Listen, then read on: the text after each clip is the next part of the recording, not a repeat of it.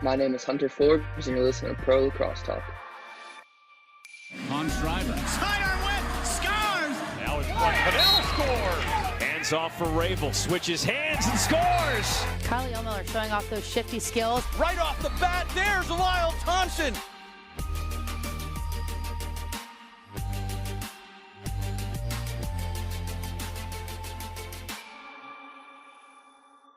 Welcome to Season 2 of the Pro Lacrosse Talk podcast, the voice of Pro Lacrosse. I'm Hutton, he's Adam, and together we're bringing you interviews from all your favorite players and coaches, as well as news and analysis from all 4 professional lacrosse leagues.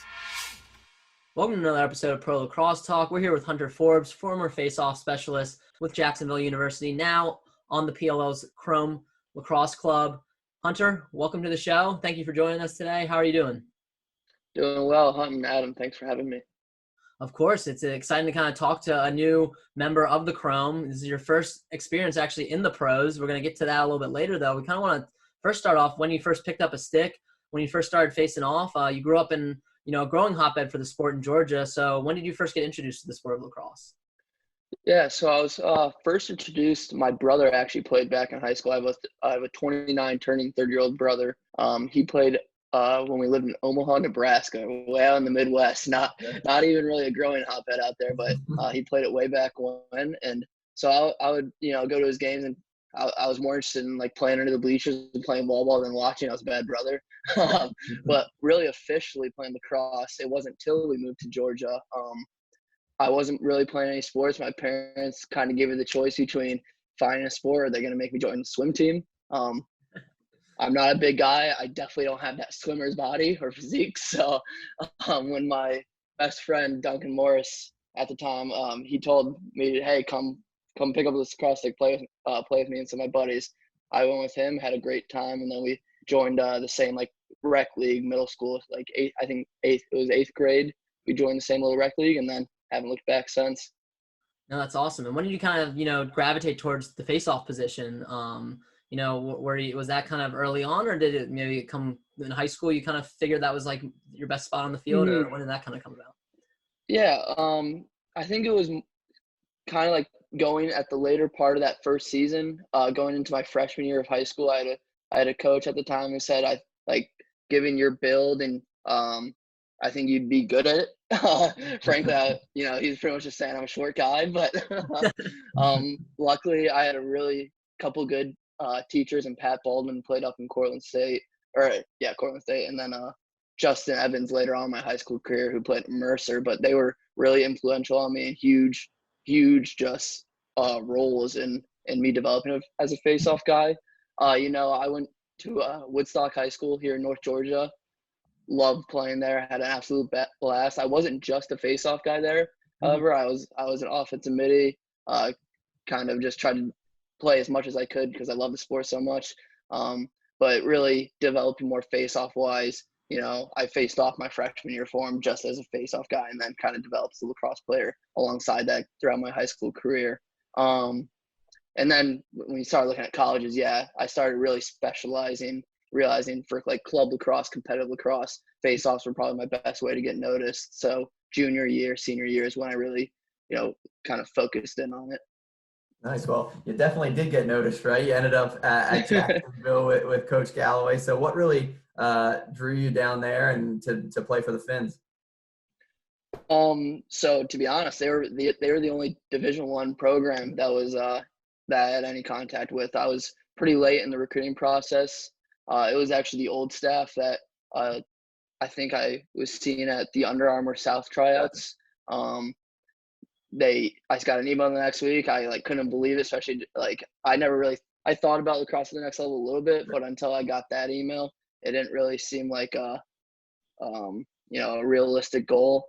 So I went down to the campus. I mean, there's not much not to love at Jacksonville. It's a beautiful city. The beaches, everything's awesome down there. So decided, I'm gonna try and give my best, see how I do at the Division I level. No, that's great. And, you had a phenomenal career there. I mean, I think you crushed every SoCon record down there pretty much. And, you really made a name for yourself. Talk a little bit about, Coach Galloway's influence. And you're now coaching with him at Jacksonville as well. And now you're going to be teammates with him on the Chrome. How has he kind of helped you develop during your career, and what's your excitement level to play with him? Yeah, I mean, it's crazy. I don't even know if I could put it in good enough words to describe the effect he's had on me and all my teammates I play with at JU. When he came in, really turned the culture around of the program. Really came in with like a laser focus on excellence. Like, we weren't going to be okay with being mediocre. We weren't going to be okay with, not being the best we could be. And he pushed that to me too. I think I remember my first season with him, my junior year. I wasn't really even doing that great that season, but I had an attitude one day, and I talked back to an assistant coach, one of, I think, the GAs at the time, and he overheard, and he let me have it. He sent me on a lap. It was pregame before, I think, Duke, and he put me in my place, which I deserve for sure. But it's just that kind of attitude of constantly pushing you to be the best you can be. That's really had the effect on me and my old teammates, and now the kids we're coaching. That's awesome. So, what you have a dream to be a head coach one day? Is that kind of what the plan is for your future? Obviously, a pro right now. What are you thinking after that? Yeah, it's hard to say. So, I actually just finished I was a volunteer 2 years ago when I was working full time in Jacksonville at a different job. Loved it so much, missed it so much, most importantly. So I talked to Coach Galloway. He was nice enough to let me come back for a GA year. So I ended up re-enrolling at JU into one of the master's programs. Came in as a GA last year. Unfortunately, season cut short, which really, really stinks for everybody.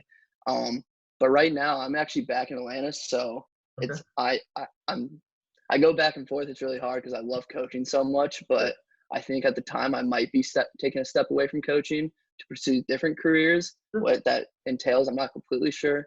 But I had a dream for a long time to be a head coach one day. But, right now I'm kind of in a weird period where I don't really know. So I can't give you a concrete answer. Oh, that's okay. Yeah, you have plenty of time to figure that out. We'll talk a little bit more of kind of your coaching side with the Face-Off Factory. But before we kind of get to that, you're going to have your first taste of the pro side of things with PLL Island. When did you get the call to join the Chrome, and what are your kind of expectations going into this shortened season?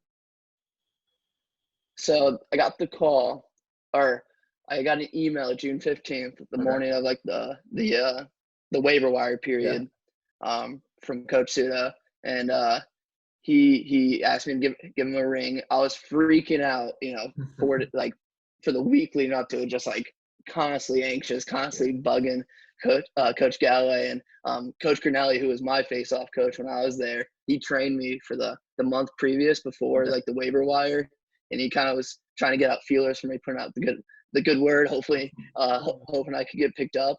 And so I'm sure bugging them a ton about it. But I ended up giving Sudo a ring Monday morning. Found out, was pretty ecstatic. But yeah, it's pretty exciting. Absolutely. For sure. And you're joining a Chrome team that, underperformed last season, but they weren't bad by any stretch of the imagination. They kind of had their fourth quarter woes, you could say, but still a lot of talent on that team. A lot of new guys like yourself coming in too. You have like Jesse King, Eli Salama, a bunch of guys picked up in the waiver wire. So it's going to be a really, new look Chrome. Have you talked to any of your teammates? I mean, anybody like Connor Farrell specifically, who's going to be, another face-off guy? Who are some of the guys that you've talked to in preparation for this championship series? Yeah, Connor and I have been in touch, as well as the coaches with Connor and I. We've had Zoom calls with the team, just with Connor and I, with everybody.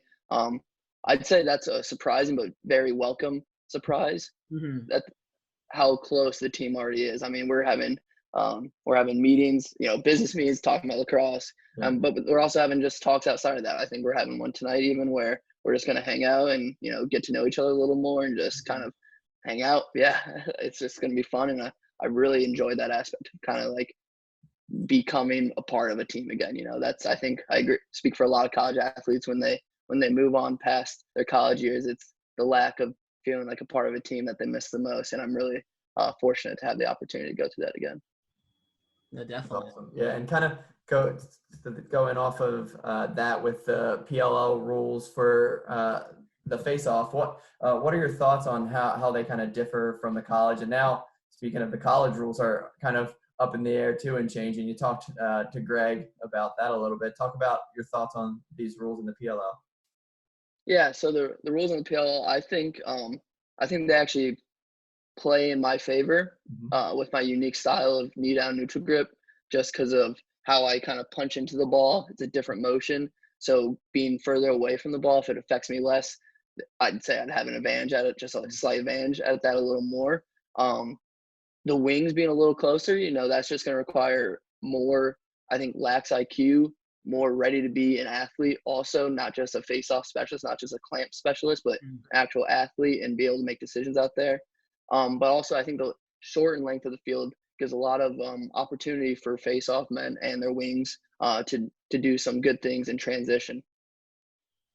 With regards to the college rules that you mentioned, I assumed you were about to ask me how I felt about those. Yeah. That's gonna be my next question. Yep. Yeah. Being a neutral grip guy, I'm like, it's easy, just do neutral grip.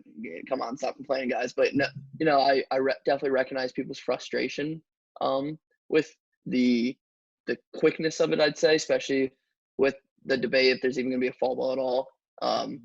It could be implemented before anyone's ever played it within a game, which is scary to think about, especially if you're a coach or if you're a face-off guy. But I think the best face-off guys are still going to be the best face-off guys. I think over the years you might see a more dynamic shift towards more athletic guys that can still react quick, but it's still going to be the guys with quick reaction, the guys who want to practice the most, and the guys who kind of want to perfect the craft of the face-off. They're going to be the best. No, that's awesome, and that's kind of encouraging to hear too, because it's kind of really that's how you take your game to the next level, is being able to adapt. Talk to us a little bit too about how you're helping that future generation of face-off guys. You work with Face-Off Factory. Talk to us about how you got started working with them and kind of where that's kind of taken your coaching a little bit as well. Yeah, Face-Off Factory has been awesome. Joe reached out to me shortly after I graduated college, asking if I'd be interested in helping out. I've given lessons all throughout my college career. The age who I give lessons to gradually goes up as I age too. Started out with just the little kids, and now I'm coaching high school and even some college kids as well. But they've been great. They're really organized. They're really passionate about making kids across the country better. And since I've joined them, it's crazy how much it's changed. I mean, when I first joined them, it was really located up in Mass, I'd say, where Joe lives, and some maybe other parts of the country. But now it's kind of spreading all along the East Coast and even places like Ohio or Chicago. I think down in Florida where I was, it's growing. But I'm really excited to I'm hoping to get some lessons in Atlanta myself coming up after this PLL tournament. Hopefully with a championship shirt I can wear just to remind the kids that the Chrome are back. Yeah. That's awesome. Yeah, Chrome back 2020. We're definitely looking forward to it. And my final question too, before we move on to our 5 and 5, is you mentioned a little bit talking to Coach Sudan. What have your conversations with him been, and how much has he kind of excited you for this upcoming championship series? Yeah, I mean, he's excited me a ton. He's had a relationship with a lot of players before, Coach Galloway, and some of those guys. He's had that relationship with them before, so I've heard nothing but good things before meeting him and talking to him. But now that I've had a chance to talk to him myself, I can just confirm all those great things. He's very organized, and he's very proactive about making sure we're prepared for what we're going to do. But he knows how to he knows how to talk to the guys. Like a lot of the guys who are older than me, they're all adults, and he knows how to handle that dynamic of coaching coaches, because we have a number of coaches on our team. He knows like when to be boys, but he also knows when to kind of when to run business like business and tell us how it is. He told Connor and I that he won't be afraid to yell at us, but he's also going to hang out with us too. It's just kind of a mix of encouragement and then leading, and I think he does it really well. Yeah, no, when we talked to him earlier this year, he really mentioned how his coaching style quickly adapted to that, because he said, at first he kind of came from the approach like he didn't really know if pros wanted to be coached, and he realized like you guys do really want to be coached, and having that open dialogue, as you mentioned, is really important to him. So we're certainly looking forward to him returning to the coaching ranks with the Chrome. And with that, though, that kind of wraps up our main questions. We're going to take a quick break here, a word from our sponsor, and then we'll dive into our 5 and 5 segment. Thank you for listening to another episode of the Pro Lacrosse Talk podcast. Today I want to talk to you about our sponsor, Anchor. We've been using Anchor for the Pro Lacrosse Talk podcast since the very start. Anchor gives you everything you need in one place, and better yet, it's free. They allow you to easily record and edit your podcast, and once it's published, they send it out to all the major networks such as Apple Podcasts, Spotify, Stitcher, and many more. They also connect you with advertisers so you can start making money from your podcast right away. So if you're thinking about starting a podcast today, download the Anchor app or go to anchor.fm to get started. Today, I also want to talk to you about Design Tree. On our Design Tree store, we have several t-shirt designs like the Pro Lacrosse Talk tee I'm wearing today, our Blast Lacrosse shirt, Cross's Medicine shirt, and many more designs on the way. Design Tree is also home to hundreds of other t-shirt designs in the realm of sports and pop culture. To help support the podcast, please consider checking out our Design Tree store at dsgntree.com/pro-lacrosse-talk and grab a shirt today. All right, so welcome back. Now let's dive into our 5 and 5 segment. I'll start off with the lacrosse questions. One of them that I really like to ask, particularly the goalies and the face-off men, are what are some pregame superstitions or routines that you have? Pre-game superstition. I like to. This is gonna sound real weird. I have to wash my hands before I go on the field. It sounds weird because they're gonna get dirty in my gloves anyway. But I like to wash my hands, kind of go out fresh, feeling clean. I don't know why it started, but I do that before every game. Perfect for quarantine. Yeah, I was gonna say they're gonna want you to do that probably now anyway. So you're one step ahead of the game. Number 2, who has been your toughest matchup at the X during your career, whether it be high school, college? I'm guessing it's a college player, but any time throughout your career. Yeah, I'd say there's 2 answers to this one. One answer was the first answer would be my junior year. I went against Jake Withers, who's actually gonna be on the Water Dogs, as you know. It was a really tough matchup because I thought I did really well in the clamp, but that was before I developed the rest of my game, and that game really opened my eyes to developing the rest of my game of being athletic off after the clamp and making sure I could secure the ground ball. And he punished me for not being able to do that, and so I remember that matchup. I'm looking forward to a hopeful rematch with him. But that's the first one. I'd say the second one would be a tie between Connor Gaffney and Zach Malilo from Marquette. They're both just really sound face-off guys, quick hands. I'd say they gave me some of my best competition in college. No, those are some great names. We're especially looking forward to Jake Withers, another guy who's making his PLL debut. So we're looking forward to you guys' matchup at the X for sure. And then number 3, what is your current stick setup in terms of head, shaft, and stringing? Yeah, I'm currently using the Dual 2. I used to use the CEO back in college. Then I kind of switched off after college. I really like the String King as well, but going into this PLL tournament, I think the Dual is going to be the best option for me. So I'm kind of getting used to those right now. It's on a STX. I think it's pronounced Saitai. It's SCTI X. It's one of the lighter shafts you can find. In a matter of grams, it probably doesn't make a difference, but it's just that mental edge. I'm like, I have a really light shaft, so I'm going to be super fast. So I'm using that as well. There you go. Awesome. And then number 4, what has been your favorite moment during your career? My senior year, we were down 10-6 late in the third quarter against High Point in our SoCon semifinals, and we ended up coming back and winning in overtime. And that was definitely my favorite moment of my career. Awesome. And then finally, number 5, who has been a player or a coach that you've leaned on as a mentor? I'd say it's a tie between Coach Grinelli and Coach Galloway. Different aspects. Like I lean on one for some things, I lean on the other for some things, and I think they just combine to make just a really good mentor. And I think it just goes to show what JU has between the two of them. And then Coach Leibel, can't leave him out. I mean, he definitely is a mentor as well. I just didn't play under him for as much because he was their D coordinator. Awesome. That's great. All right. I'll take over for some of the off the field questions. So number 1, what are some hobbies or activities you enjoy doing when you're not on the field? I like to golf. I'm no good at it. I tell everyone, I have to tell them that right after I say golf because they're like, oh, let's go let's go hit some balls sometime. I'm like, okay, but just warning you, I'm still not good. But I really enjoy golf.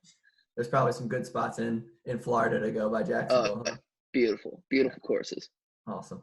Kind of speaking of Jacksonville a little bit, what's your favorite spot to go when you're back in Jacksonville? Could be a beach, could be a restaurant, really any spot. Where do you go? It's mostly the beach. You know, a lot of like when we were players, a lot of upperclassmen live at the beach. And now alumni. JU actually has a bunch of alumni stay in Jacksonville just because it's a beautiful town. Sure. So probably hanging out at the beaches with my friends, whether it's at the sand itself or just at one of their houses. Nice. Number 3, who's your favorite non-lacrosse athlete to watch right now? To watch right now? Sure. Is it a cop-out if I say like Tiger Woods just because the last couple of years of him has been just incredible, like the comeback and just everything that he's done. I don't know if it's a cop-out, but I'll say Tiger Woods. No, it's never a cop-out to do one of the best athletes in history, right? In a sport. Yeah. We need a Tiger documentary. You know, after the 30 for 30 on The Last Dance, we need something in the same realms with Tiger. You guys watched that? That was incredible, by the way. That was wild. One of my favorite. That 10-episode series was just amazing. Well, especially when nothing else was going on at the moment. It was basically like having live sports. Everyone needed it. Yeah. Everyone needed it. That's awesome. Number 4, what's your favorite meal, and do you prefer to take out or cook at home? I like to cook. Homemade food is just always seems to be better. Sure. I'd say my favorite meal at home would probably have to just be like either a grilled steak or a cast iron steak. Cast iron are really good. Yeah. They just smoke up the place a bunch. Or kind of like a chicken parm dish is one of my favorites as well. Okay. Nice. I feel like chicken parm. What do you say, Hutton? Chicken parm is probably like, if we had to rank how many times it's been said, chicken parm. Said a lot. Steak is actually said a lot as well. Yeah. Basic, I guess. No, it's okay. Chicken parm in a cast iron skillet. My mouth water. So Cook that up. Thank me later. And last one for the off the field question. Speaking of kind of the Last Dance, you said you watched that. There's been a lot of binge watching and stuff lately with quarantine and everything. So what's a book you'd recommend potentially to a friend that you've read, and what's a show that you maybe have watched during quarantine that you recommend? A book. Okay, one second. I have my bookshelf right here. Yeah. At the beginning of quarantine, I went through a binge of reading, so I have to. I'd say one good book is Outliers. That's kind of what got me into kind of some of this. I wouldn't call it outlet. It's like behavioral economics. I was an econ major, but behavioral economics is why people make the decisions they do. So I've been reading a bunch of those books. Outliers kind of got me into it. It's really good. And then was it TV show or movie? Yeah, TV or movie, whatever you're watching. TV show, I have to say Succession on HBO. Okay. If you haven't watched it, it's really good. It's a drama, really good. I'll have to check that out. No, Outliers has been on my list for a while. I just recently bought it. Somebody else was suggesting that, and we in communications, I learned a lot about Malcolm Gladwell, so I'm really itching to read his book. I just haven't gotten around to it, so I'm definitely put in the back of my mind that I gotta pick that up. And then Succession looks really good. What the Dog Saw, I think, is by Gladwell as well. It's pretty good as well. So if you see that laying around. All right, cool. Yeah, no, that's awesome. And that wraps up our 5 and 5, but we always like to end on one final question. I think this is really like pertinent to yourself too, because you just became a professional lacrosse player. But what is some advice that you have for a young player looking to one day play lacrosse professionally? I'd say it's 2-part: to believe in yourself, which sounds so cliche, I know, but I think confidence is very understated. And when talking about actually how you perform, I think confidence is huge. The players who believe in themselves the most usually perform better. But with that comes you have to practice. And I tell all the guys that I give lessons to, look, this once a week isn't good. Like just me teaching you once a week. I wish I was a good enough teacher to make you better just from half hour a week, but it takes enough practice. And with that practice, you'll start to believe in yourself. So kind of those 2 parts. No, I think that's great advice, especially for our young listeners, that are maybe, becoming face-off specialists themselves, face-off athletes, and, looking to one day up their game to the next level. We appreciate you coming on, Hunter. Remind people where they can find you on social media. Yeah, I'm on Instagram just at Hunter Forbes. And then Twitter, I just re-downloaded. I didn't really have it throughout college. Didn't want to get on it too much. Mhm. But I'm H Forbesy with a Y 24. All right. Awesome. So make sure you guys give Hunter a follow and then check him out when he's on the Chrome this summer in the PLL Championship Series. We appreciate it, Hunter, for you coming on, and best of luck in Utah. Awesome. Thanks for having me on, guys. I really had fun.